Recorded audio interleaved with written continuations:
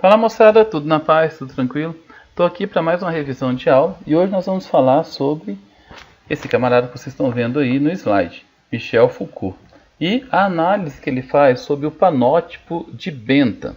Bom, a gente vai dar uma recordada sobre o que a gente já estudou sobre o Foucault. Ele foi um estudioso da sociedade, em especial das formas de disciplinarização, ou seja, o uso do poder dentro da própria sociedade. E é isso que a gente vai ver agora. Bom, o Foucault, ele tem uma noção básica sobre o poder. Ou seja, a sua noção sobre o poder não é algo que tem fundamento no Estado, ou tem por fundamento o Estado, mas é algo que nasce no micro das relações sociais. Ele foi seminal na orientação de novos estudos sociológicos e também antropológicos. Então, aquilo que define o poder não é apenas o Estado. É claro que, fundamentalmente, o Estado ele tem assim, uma maioridade muito grande. Mas a escola, a igreja, o trabalho e a própria família interferem diretamente na forma como o indivíduo vai ser. Não é verdade? E para isso, ele analisa o papel da ciência. Ele faz um estudo genealógico das instituições disciplinares, indicando que a legitimidade delas estava ancorado no discurso da racionalidade, ou seja, era chancelado pela própria ciência. Então, era necessário que instituições disciplinares, como os presídios, disciplinassem.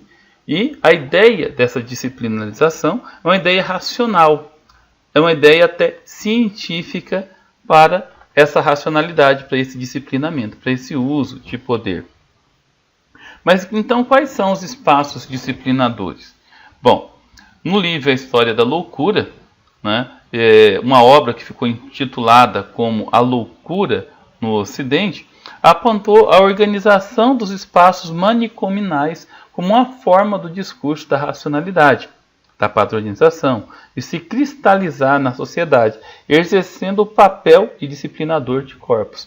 Então, o próprio corpo, como nós analisamos lá na microfísica do poder e depois no uso do biopoder, é a forma como a pessoa se manifesta na sociedade.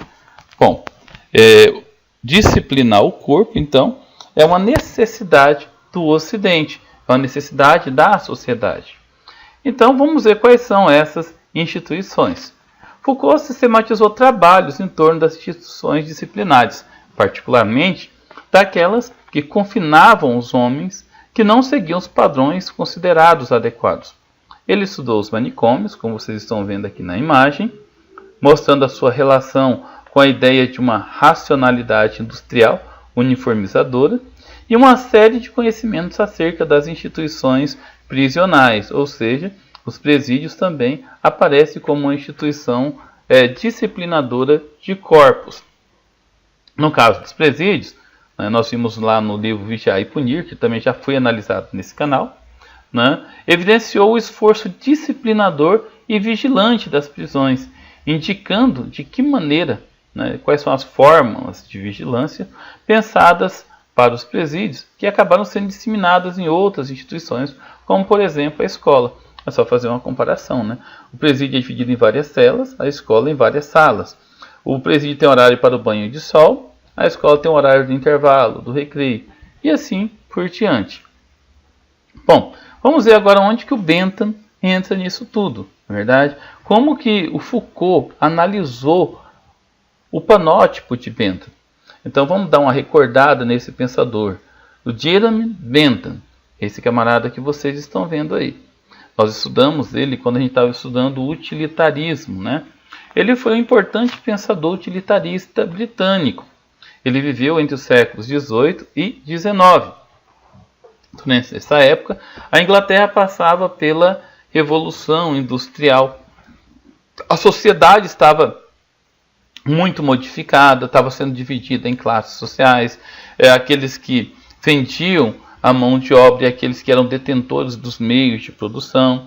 Havia uma influência muito grande na sociedade, surgiram as favelas, os cortiços, não é verdade? Então, os intelectuais britânicos da época, principalmente os empiristas, eles não se voltavam apenas para as questões sociais, eles se voltavam também para o universo produtivo e também para a organização social. Vamos ver um pouquinho o que o Bentham fez, né? Bentham devotou parte de seus esforços como pensador para propor formas de normatização de vigilância em uma sociedade que se urbanizava rapidamente e vivia agitada devido ao conflito de classes. Ele afirmava uma ética utilitarista, em que todas as ações deveriam ser pautadas para objetivar a maior felicidade possível no interior da sociedade. Para tanto, era preciso se pensar em critérios lógico-empíricos de normatização da sociedade. Então, a ótica utilitarista, a ética utilitarista é o quê? A busca pela maior felicidade e o desvio da dor. Só que a busca da maior felicidade tinha que estar baseada na normatização da sociedade e de uma sociedade industrial. Então, como isso poderia resultar em resistências, era fundamental organizar um espaço de vigilância permanente, em que os vigiados não pudessem ver os vigilantes, ou seja, as autoridades constituídas. Nem todo mundo ia aceitar essa normatização. Muita gente ia resistir, não ia concordar, ia bater de frente. Então, segundo Bentham, era necessário propor uma vigilância, um espaço que levasse essas pessoas para lá, para que elas fossem condicionadas a viver novamente em sociedade. E para isso ele montou o panótipo, né? Aqui tem essa imagem foi tirada do livro do Foucault, o livro Vigiar e Punir, né? E a ideia dessa imagem aqui foi desenvolvida pelo próprio Bentham. Então Bentham teria desenvolvido uma arquitetura, um modelo estrutural. Esse modelo poderia ser aplicado às escolas, prisões, aos hospícios e assim por diante, né? Tal modelo era pensado como uma forma eficaz de vigilância e controle do Estado sobre as populações que deveriam ser disciplinadas. Então, aquelas pessoas que não concordassem com as regras sociais, com aquilo que o Estado ditava, vinha para um espaço, seria confinado em uma cela, né? Essa cela era vigiada por alguém. Quem está aqui dentro não via quem estava aqui, e quem estava aqui via tudo o que acontecia ali dentro o tempo todo. E essas pessoas, esse isolamento, ele não tinha contato com o mundo exterior, passando a ideia de solidão, pessoal. Então, o panótipo de Bentham era uma engenharia de disciplinamento. Para Bentham, a prática prisional, o cerceamento da liberdade, poderia dar ao indivíduo a noção de que a felicidade não estaria naquele espaço.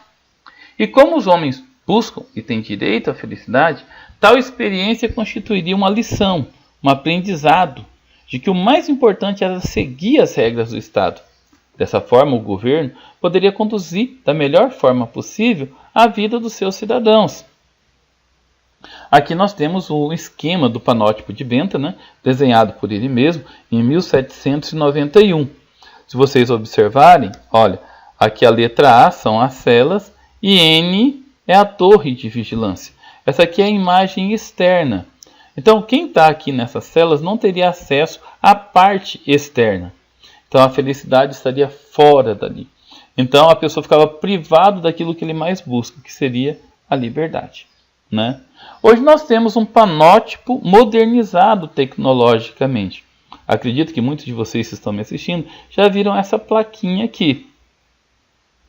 Atualmente, essa ideia de impedir comportamentos desviantes também está ancorado na vigilância.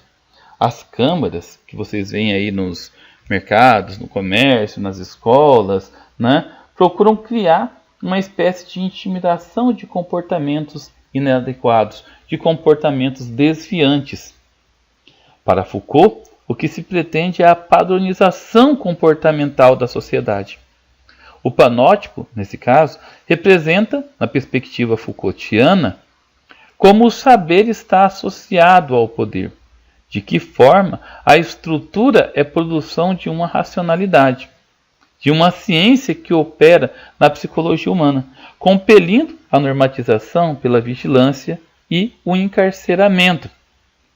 Para Foucault, o poder é visível, pois sentido, mas inverificável, tornando-se assim uma máquina de homogeneização comportamental. É por essa via da vigilância dos corpos que o poder se organiza, se exerce e, por fim, se mantém.